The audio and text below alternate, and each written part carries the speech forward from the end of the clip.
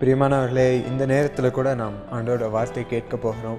மத்தேயு 25:14 முதல் அங்கே நாம் காணும் அந்த உவமையை நாம் பார்க்க போகிறோம். இயேசு சுவாமி பரலோகத்தை பற்றி ஒரு உவமையை அங்கு குறிப்பிடுகிறார். ஒரு எஜமான் பயணம் செல்ல வேண்டியதாக இருக்கிறது. ஸோ அவருடைய ஊழியக்காரர்களை அவர் கூப்பிட்டு, ஒருத்தருக்கு 5 தாலந்து, இன்னொருத்தருக்கு 2 தாலந்து, கடைசி ஆளுக்கு 1 தாலந்தை அவர் கொடுத்து விடுகிறார். ஸோ இப்படி அவர் கொடுத்து விட்டு அவர் ஊருக்கு செல்கிறார்.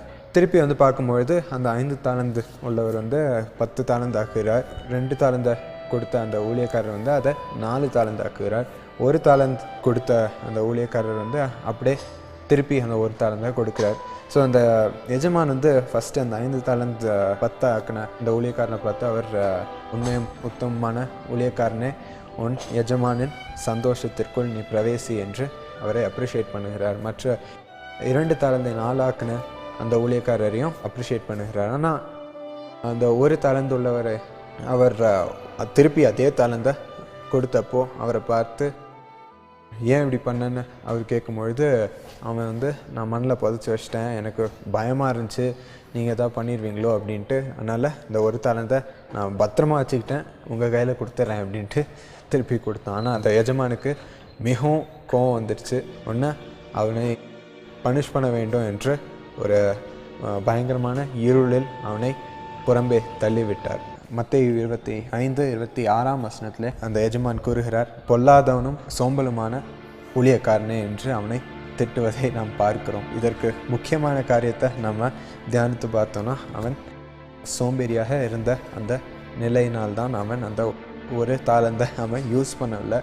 அதனால் அவனுக்கு பின்விளைவுலாம் அவன் யோசிக்காமல் இருந்ததுனால், அவன் கேர்ஃப்ரீயாக இருந்ததுனால், ஒரு சோம்பேறியாக இருந்ததுனால் அவனுக்கு அதுக்கப்புறம் தண்டனையை நம்ம பார்த்தோம். பிரியமானவர்களே, ஸோ இப்படி சோம்பேறியாக இருக்கும் பொழுது நம் வெற்றிக்கு, நம் வாழ்க்கையின் முன்னேற்றத்திற்கு ஒரு பெரிய தடையாக இருக்கிறது. ஸோ இன்று கூட பிரியமானவர்களே, நான் இப்பொழுது அவன் வாழ்க்கையில் பார்த்தது போல் இந்த சோம்பேறித்தனம் நம் வாழ்க்கையின் ஒவ்வொரு காரியத்திலும் ஒரு தடையாக இருக்கிறது. நம் சுகத்தை பெறுவதற்கு ஒரு தடையாக இருக்குது, நம் வெற்றி பெறுவதற்கு ஒரு தடையாக இருக்குது, முன்னேறதுக்கு தடையாக இருக்குது. அந்த எஜமான் மூலமாக ஆண்டவர் பேசினது போல், உனக்கு இன்னும் அதிகாரத்தை நான் தரேன், அதுக்கு நீ உன் வேலைகளை, சின்ன சின்ன வேலைகள்லையோ பெரிய வேலைகள்லையோ அதில் நீ உண்மையாக இருக்கணும் அப்படின்னு ஆண்டவர் கூறுகிறார். ஸோ இதெல்லாம் செய்கிறதுக்கு நமக்கு இந்த சோம்பல் நிலை பெரிய தடையாக இருக்கிறது. ஸோ இன்றைக்கு நாம் ஆண்டவர்கிட்ட கேட்போம், ஆண்டவரே, இந்த சோம்பேறித்தனம் எனக்கு வாழ்க்கையின் ஒவ்வொரு பாகத்துலேயும் ஒரு தடையாக இருக்கக்கூடாது சுவாமி. நான் ஜெபம் பண்ணுவதற்கு ஒரு தடையாக இந்த சோம்பல் இருக்கக்கூடாது. ஆண்டோட பிரச்சனத்துக்கு வர்றதுக்கு ஒரு தடையாக இருக்கக்கூடாது. நான் படித்து முன்னேறுவதற்கு ஒரு தடையாக இருக்கக்கூடாது. வேலையில் நான் முன்னேறுவதற்கு ஒரு தடையாக இருக்கக்கூடாது என்று இப்பொழுது என் கூட சேர்ந்து ஜெபம் பண்ணுங்க. ஆண்டவர் விடுதலை கொடுக்க வல்லவராக இருக்கிறார். தன் இரக்கத்தை காட்டி ஆண்டவர் நம்ம இந்த நிலையிலிருந்து எழுப்பி விடுவார். ஜெபம் பண்ணுவோமா? அன்புள்ள ஆண்டவரே, இந்த நேரத்தில் சுவாமி, அப்பா, நாங்கள் பாதத்தை கெஞ்சி கேட்கிறோம் ராஜா.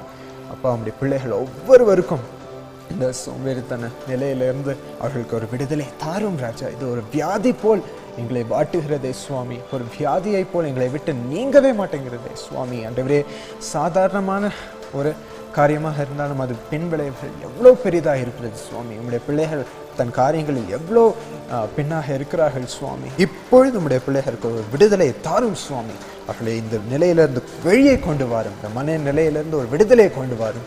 ஆண்டவரே, நீரே அவர்களுக்கு தேவையான வெற்றியை தாரும், தேவையான முன்னேற்றத்தை அவர்கள் வாழ்வில் தந்த ஒரு உயர்வை நீர் தர வேண்டும் என்று நாங்கள் ஜெபிக்கிறோம் சுவாமி. இந்த அற்புதத்தை இப்பொழுது நீர் செய்வதற்கு நன்றி. இயேசுவின் மூலம் உமக்கு நன்றி செலுத்தி ஜெபிக்கிறோம். ஆமென்.